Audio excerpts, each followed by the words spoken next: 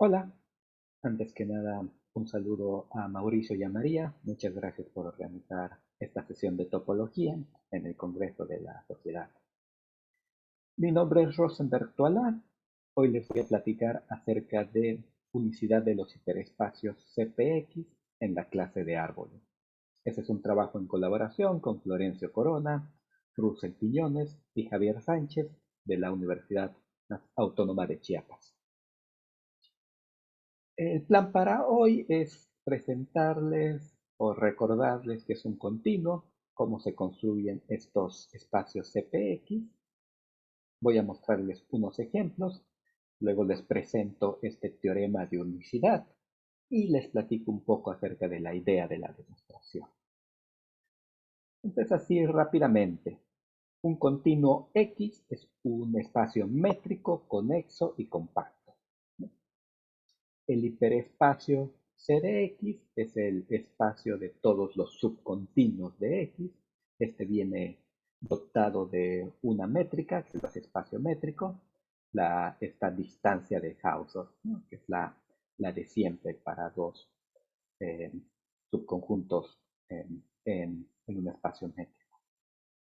Luego tenemos uno un poquito más chico, el CPX, que es pues el conjunto de todos los subcontinuos que contienen a un punto fijo P de X.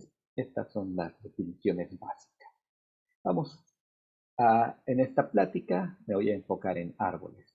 Entonces, antes, nada más para recordarles, un grafo es un conjunto de vértices unidos por aristas.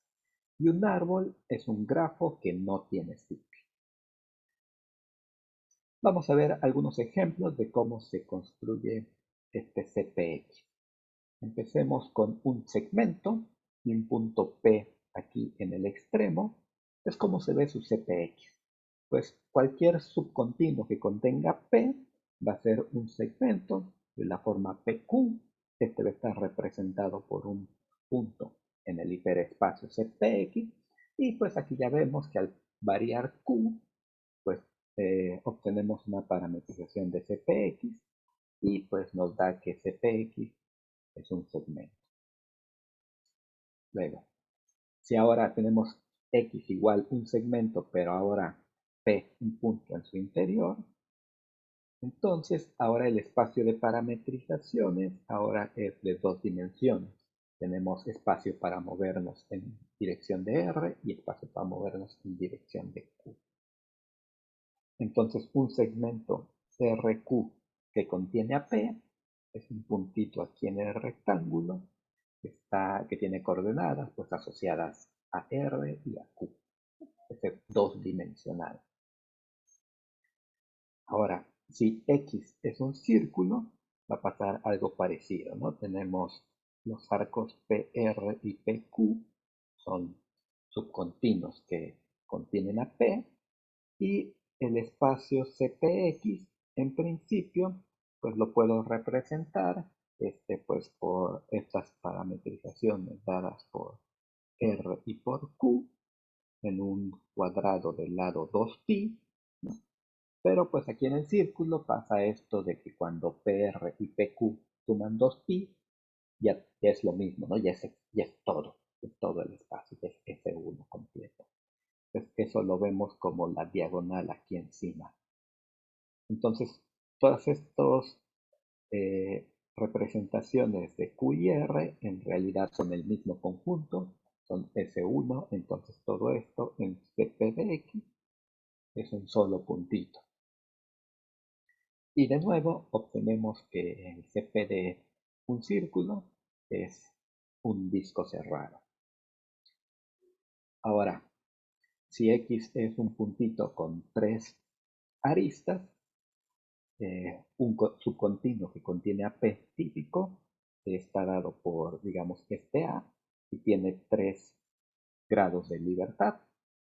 Entonces A va a estar representado en una celda de dimensión 3 y sus coordenadas pues dependen de qué tanto avanzo en cada arista. Ok, esta es la idea que quiero que se queden para esta plática, ¿no? Algo con patitas es una celda pues con dimensión número de patitas. Ahora quiero platicarles acerca del teorema de unicidad. Entonces, aquí fíjense que de buenas a primeras no va a ser cierto que el CP de X caracteriza por completo a X, ¿no? Aquí ya tenemos un ejemplo de dos espacios homeomorfos. Este disco y este rectángulo pues son homeomorfos, pero de donde vinieron, su X original, pues no lo son, no son homeomorfos. El segmento y el disco tienen el mismo CP de X. Por eso es que este teorema de unicidad incluye la hipótesis de, pues nos restringimos a la clase de árboles finitos. Si dos árboles finitos tienen el mismo CP de X, o sea, son homeomorfos, pues puedo bajar este homeomorfismo a los árboles originales. Vamos a ver la idea de la demostración. Pues, esta consiste en entender la estructura de CP de X. Va a estar dada por celdas pegadas en sus lados. Una celda de CP de X va a corresponder con un subárbol de X. Los pelitos que le salen a ese árbol va a ser la dimensión de la celda. Y de acuerdo a cómo se relacionen dos subgrafos de X, pues va a ser el acomodo que representen en CP de X. Vamos a ver esto con más detalle. Ya con toda esta información, ya va a ser posible recuperar el árbol X a partir de su CP.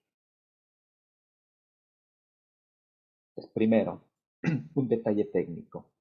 Como necesito espacio para construir estas celdas, entonces no me voy a fijar en todo X, sino en este que voy a llamar T de X, que es el árbol sin sus aristas finales, ¿no? Le quito las hojas, los pelitos finales de X. Pues ese va a ser mi T de X y voy a estar trabajando con subgrafos de T de X. Ahora sí, vamos a entender la estructura de CP de X. Entonces me agarro un subgrafo de T de X y le voy a asociar una celda. ¿Cómo hago esto? Pues en este ejemplo me tomo G, un grafo con estas tres aristas, y la celda asociada va a consistir de todos los subcontinuos que contengan a G y avancen en una arista, ¿no? O sea, G con pelitos, ¿no? Algunos pelitos de longitud 0, algunos pelitos de longitud 1, pero no más. Entonces, eso me va a dar lugar a una celda, pues con dimensión el número de pelos que le salgan a G. Y la voy a denotar de esta manera, ¿no? La celda asociada a un subgrafo de T de X va a tener base G y va a tener estos m grados de libertad, esta dimensión m. Esta es la parte importante para entender la estructura. Ahora vamos a ver cómo se relacionan pues dos de estas celdas. El primer caso es cuando no se intersectan. Entonces tengo aquí, supongamos que tengo una arista E de G, de tal manera que esta E no incide en G', no le pega ni siquiera en un puntito. Entonces, en este caso, las celdas van a ser disjuntas. Esto es fácil de ver. Un típico elemento de la celda de G, pues acuérdense que es G con pelitos, entonces el E a fuercita va a estar contenido en la celda de G. Por otro lado, un típico elemento de la celda de G', pues es G' con pelitos, pero como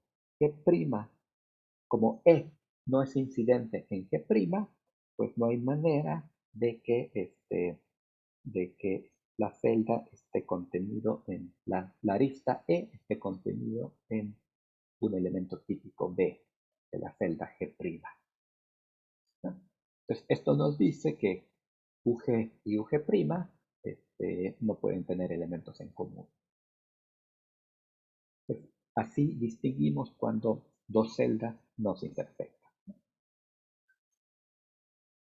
En otro caso, cuando todas las aristas de G inciden en G' y todas las aristas de G' inciden en G, entonces ahí sí vamos a tener intersección. Y además, ¿cómo se va a ver la intersección? Pues fíjense, quiero G con pelitos, G' con pelitos, entonces las aristas que ya estén presentes en G y en G', pues esa va a ser la base de la intersección, aquí G, G', y cuáles van a ser los posibles grados de libertad. Pues aquí en la derecha ya les mostré la intersección, y fíjense que las aristas que ya están en G y en G', a fuerzas las tengo que recorrer para que estén en la intersección de la celda. Entonces los únicos grados de libertad que me quedan son estas D, ¿no? O sea, son pelos de la intersección que no están en G y en G'. Entonces esos son los grados de libertad que tengo para moverme en la intersección de la celda. Como caso particular, pues queremos reconocer cuando voy pegando aristas en mi árbol original. Entonces, ¿cómo se ve la intersección de si UG y UG y G', si G y G' difieren solo por una arista E? Entonces, pues la intersección en este caso es simplemente el más chico G con los pelos de G, eh, excepto E, ¿no?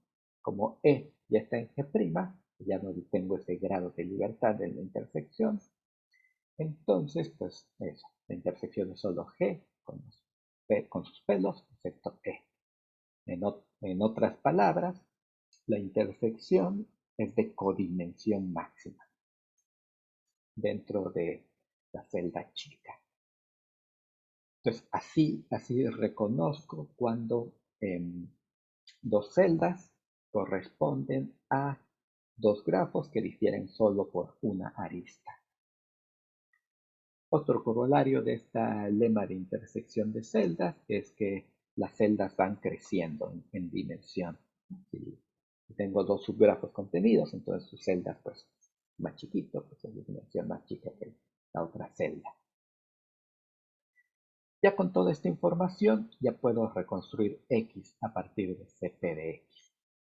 Si tenemos un homeomorfismo entre los dos CPs,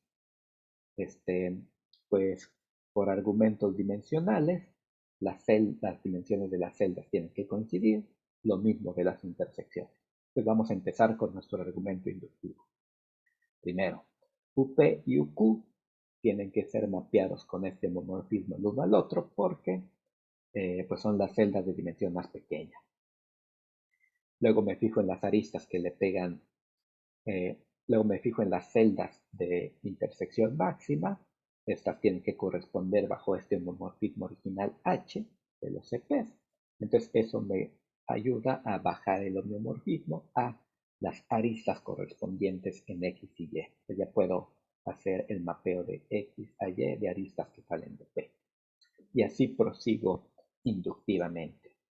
Esto me da un homeomorfismo entre P de X y P de Y ya lo puedo extender finalmente a X y Y, de nuevo por argumentos dimensionales, ¿no? Al final las celdas están contando el número de pelos, entonces si hice todo bien hasta T de X, ya puedo concluir por argumentos dimensionales que las hojas que le salen a cada vértice van a coincidir en X y Y.